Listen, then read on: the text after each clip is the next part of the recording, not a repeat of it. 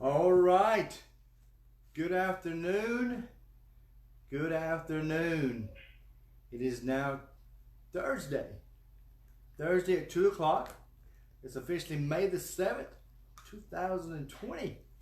And I am Pastor Keith Cox. I'm the pastor at Clarksville First United Methodist Church. And every Thursday at 2 o'clock, it's been my desire, my goal, to take a few moments and to have a live video to kind of share what's going on in the life of our church. Now, some people are able to watch us at 2 o'clock. So for those who are watching it as the live version goes out, it's good to see you. Thank you for joining us here. For those who will be watching this later, that's the best thing about doing these videos. Some will watch live and some will watch later today. And some will watch tomorrow or the day after that. And so I'm grateful and thankful for your willingness to be here. We'll give a few more minutes. Make sure the camera's straight. Let me see.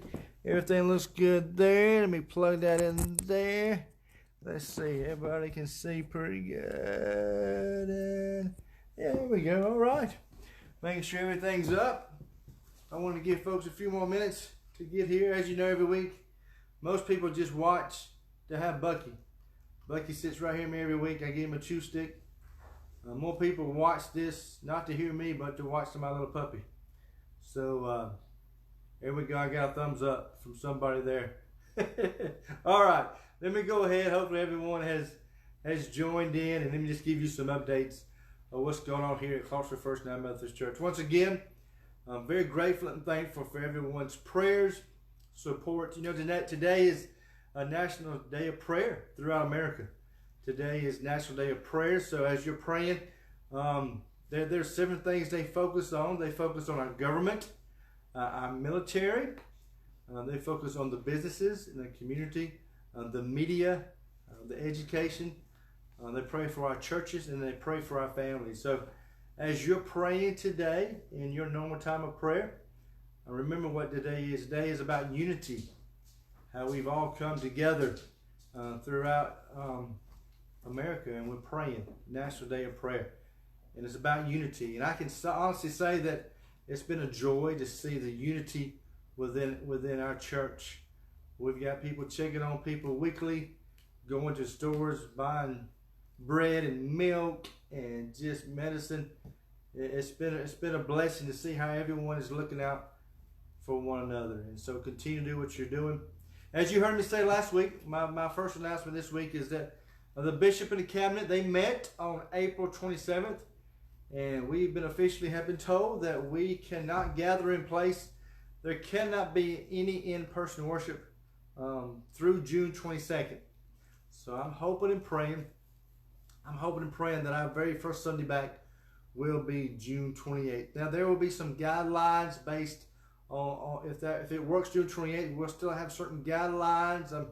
For example, we're going to want people to wear masks or face shields. We're probably going to have just 2 services, a contemporary at 9 and a traditional at 11. We'll probably have one meet in the sanctuary, the other meet in the fellowship hall, because we want to be able to space it out. There's no way we can go back 100%, but we're working on some things. We're trying to get creative. There's some ideas are coming. So, as you know, through June 22nd, no gatherings.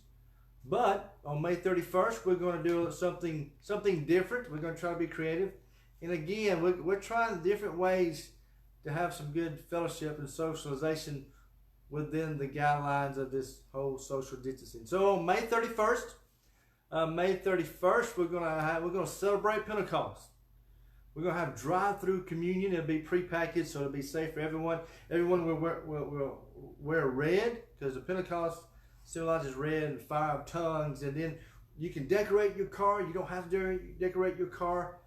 We're going to have a fun afternoon. Very fun afternoon on May 31st. We'll give you more details of exactly when that's going to happen at time, but it will be in the afternoon. I want to give you some new announcements now, some new updates. I'm going to talk to you about our office hours. We've been very limited in the past based on shelter in place, but now that it's been lifted, starting next Monday, May the 11th, the office will have the full hours from 8:30 to 5, Monday through Thursday only. But 8:30 to 5, there will be somebody in the office. The staff may be rotating, some in the morning, some in the afternoon, but we'll have full hours, full-time hours on Monday. Now, but guess what? Let's say if you need us on a Friday, or if you need us after hours, you can email, you can call the church office. There's always ways to get in touch with us. So even though we have these full-time hours now, you can still get in touch with us 7 days a week through email, contacting the church office. We have ways in the system to get phone calls. So do not hesitate to email or call the office. If there's something you need or have any questions, we want to be able to help you. We're going to resume our Tuesday Bible study. Now let me tell you what's going on. Prior to this virus, I was teaching a Tuesday afternoon Bible study. Maybe you didn't know that. But we're going to resume this Bible study. Look, we're going to resume on Zoom. Say that 5 times real fast. Resume on Zoom. Resume on Zoom. Well, you know what I'm saying.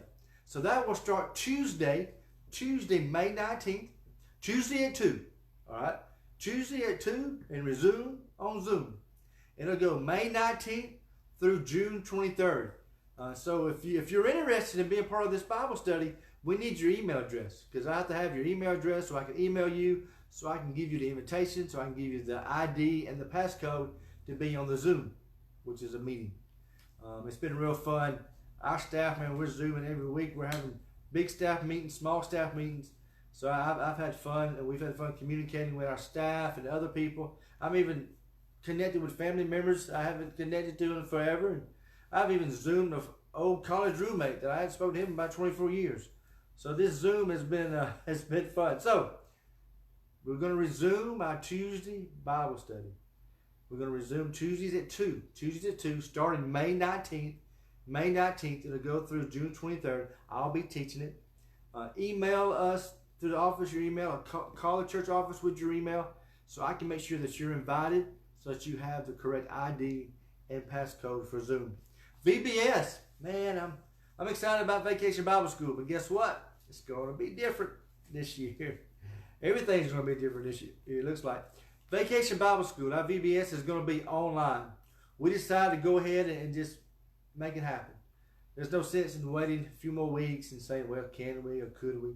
We're going to go ahead, and Courtney, she's doing a fantastic job. We're going to have our VBS online. So for all the parents who've got little ones, or if you've got grandparents and little ones are staying with you, or the cool thing about this is you can actually share this with other people. So Vacation Bible School this year will be an online experience. That's amazing. Technology. I'm saying, could you imagine if we were going through this 10 years ago? Wow. I mean, it's exciting. It's different, I know, but it still can be exciting if we stay positive. There will be more information. There will be more information about Vacation Bible School online. So we'll let you know the dates and when that's coming on. But it's going to be different, but I'm excited. It's going to be good. Now, also, we made announcements a few weeks ago. Well, actually, pre-corona, back in January, I believe, we shared with the church that Bailey Tam, our youth director, we made a big announcement to all the churches, to all the 3 services, that Bailey proposed to Becca. Bailey and Becca met while they were in college together up in North Georgia in Dahlonega. And she said yes, and she still says yes. And so originally they were supposed to get married June 3rd out in Washington State. Well, the coronavirus has changed some things up. They're still thinking about doing something local with family and outdoors, and it looks like June 3rd is still going to be the date. They're still trying to figure everything out, and maybe later fly out to Washington to get pictures. It was going to be outdoors in the mountains. It's going to be real beautiful. We were all very excited about what was going to take place. But the COVID-19 has changed some things. But they're ready to get married. So what we're going to do is we're going to have a church-wide wedding shower for Bailey and Becca. Bailey is our youth director. So one way that we're going to support him and his new bride is we're going to, as being part of our staff, we want to have a church-wide wedding shower. Now that's going to take place May 24th. It'll be in the afternoon, of course. It'll be like a drive-through. So we can practice on May 24th with Bailey's wedding shower, and then we get ready for the 31st for Pentecost. So we're, again, This gives us a little something to do. We'll be safe with social distancing.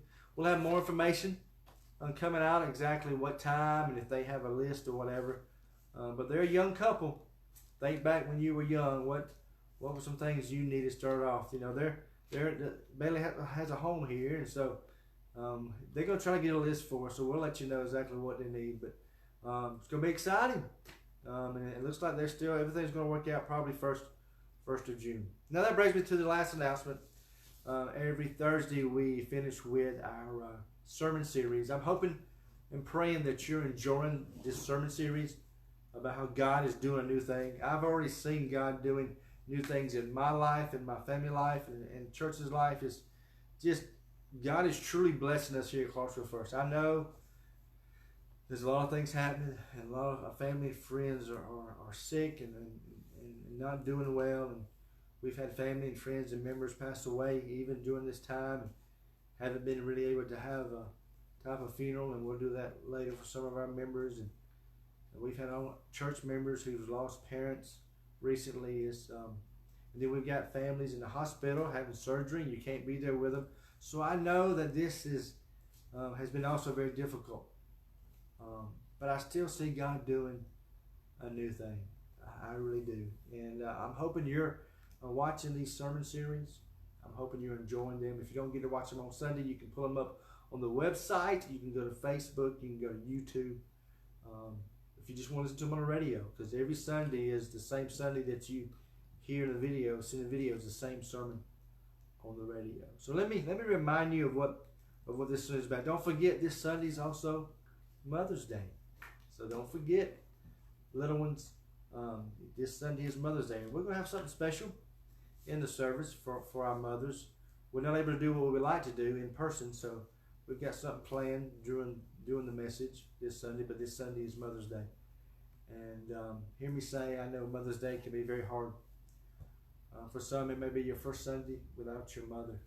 First Mother's Day without your mother. For some, like me, Mama died in July of 2001. So, I mean, you know, it's been, wow, 18, this will be 19 years in July. But it's still hard. And I also know that not everybody's had a good example of a loving mother. And we know some mothers realized the best decision, what was best for their child, was to allow their child to grow up in another family. And so they, out of their love, they want to do what was best for their child. And then, as you know, not everybody is blessed to have a child. So I know Mother's Day can be hard. Even in this coronavirus, you can't be with your mother. You know, maybe your mother lives far off, and you know, so it's going to be a different Mother's Day for sure. But we're going to find a way this Sunday to celebrate. So just a reminder for our little ones, for our children, and or husbands with small children. See, my kids are now 18, 21, so I don't have to buy apron nothing anymore, because they should do it, right? But just remember, this Sunday is Mother's Day, and so it's going to be different for everybody. It's going to be really different.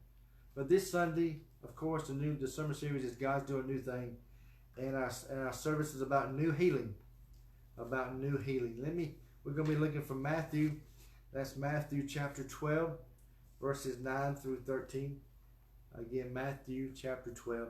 I encourage you to listen and go back later and read it again before Sunday. Maybe even read with your family as you're getting ready. But it's Matthew 12, starting with verse 9. Going on from that place, he went into the synagogue, and a man with a shriveled hand was there. Looking for a reason to accuse him, they asked him, "Is it lawful to heal on the Sabbath?"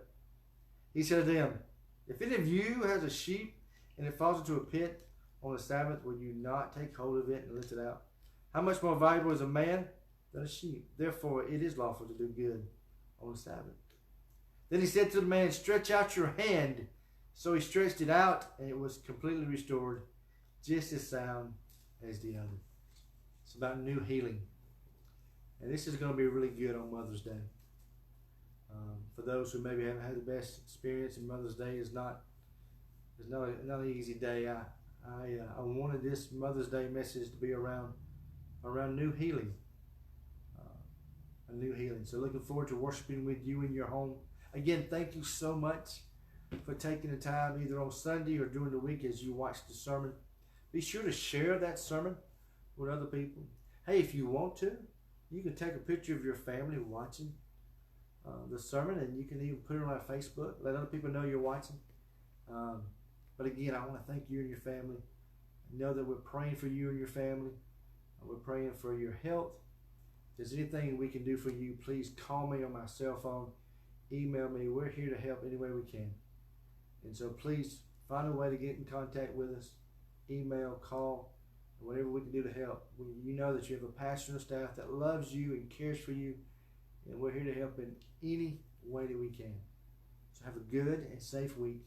Looking forward to worshiping with you this Sunday on Mother's Day. Don't forget, it's Mother's Day. Have a great, great day.